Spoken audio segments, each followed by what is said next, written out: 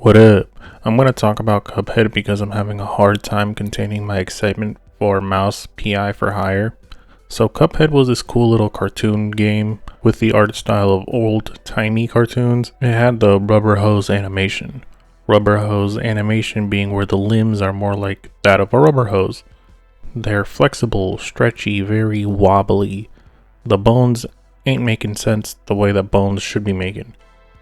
I think that's fine for an art style, but turning it into a video game?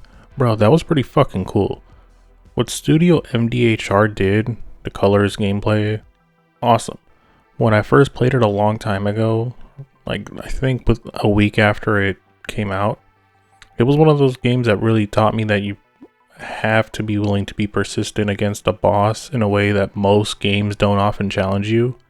And this is before I got really into Dark Souls.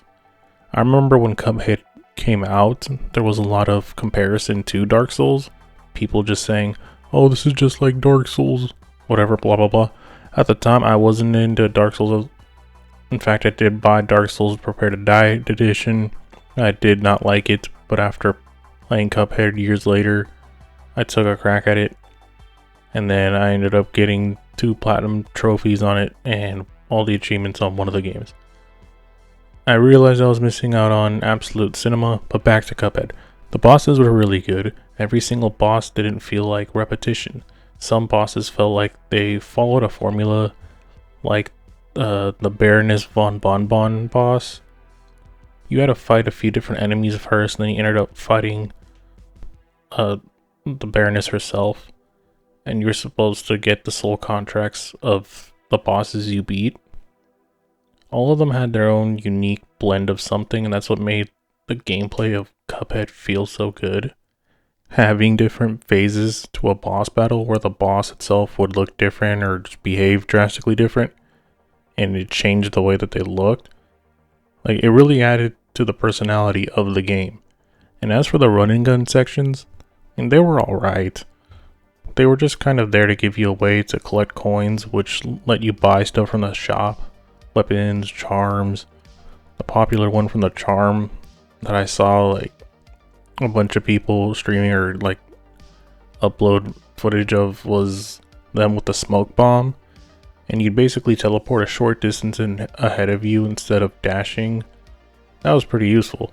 You were limited on the dogfights though when you were fighting enemies just on the plane and you weren't, feet on the floor. But even then it still felt really fun every single time. I never felt dissatisfied with the way I had gotten killed because you could always see how it ended up being your own fault.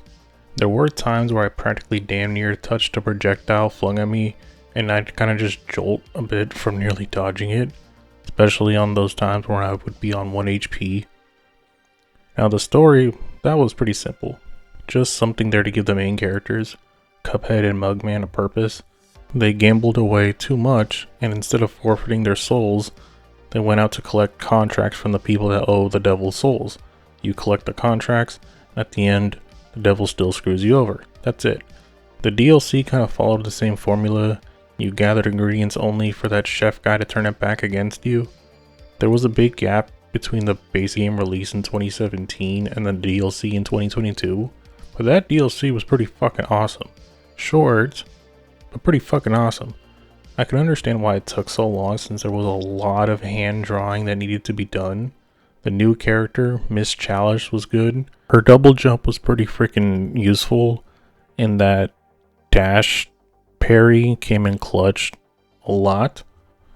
So playing as her was definitely nice considering they made sure that to not just add more bosses but a different play style as well. And more weapons too, which was nice. And even that hidden charm that you had to unlock. Even with all that, it still felt like more of the same thing, but different enough to be recognizable as its own separate, yet connected entity, if you get what I'm saying. But yeah, that's me rambling about Cuphead because I really want to play Mouse P.I for hire. At the time this is published, I can't yet, but it'll be soon. And I'm excited for it. I like shooters. I think the old cartoon art style being put into a video game is really good when done right. as long as the game is actually fun and really adds to the personality of what the devs are going for. Mouse P.I for Hire looks really good just from the gameplay footage I've seen. Saw a video of someone who played it early and they said it's really freaking good. So I got high hopes. I'm excited. I like shooters. I've been playing them on this channel. So it's definitely something within my interest. Game is game. Been Bean Burrito. I upload regularly. Do what you want with that information. Don't work too hard. I'll try not to.